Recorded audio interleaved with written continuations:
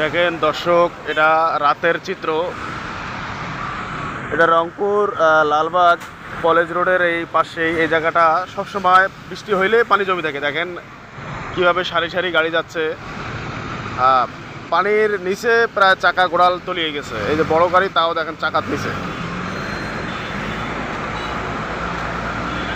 দেখেন কত সারি সারি যাচ্ছে, রাস্তার এক সাইড দিয়ে যাচ্ছে, অথচ গোড়াল রাস্তা পড়ে আছে, পানির জন্য যাইতে পারতেছে না। চলাচল এত অনুপযোগী হয়ে গেছে। এত ভিডিও ছাড়তেছি, কর্তৃপক্ষ এখনো নজরে আসতেছে না।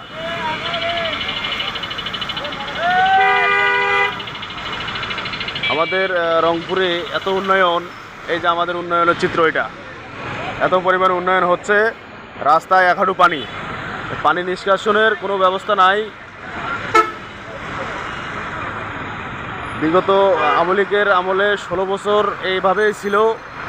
এখন এই অন্তর্বর্তী সরকার আসার পরেও এরকম চলছে। তাই কেউ কোনো উদ্যোগ নিচ্ছে না এই জায়গাটার। এই রাস্তা উঁচা যতক্ষণ হবে না ততক্ষণ এই জায়গায় এরকম পানি জমে থাকবে। তাই ভিডিওটা সবাই শেয়ার করুন, কর্তৃপক্ষর নজরে যাতে আসে, এই জায়গাটার উদ্যোগ দ্রুত যাতে নেয়। সবাই ভিডিওটা বেশি বেশি শেয়ার করুন। সবাইকে ধন্যবাদ।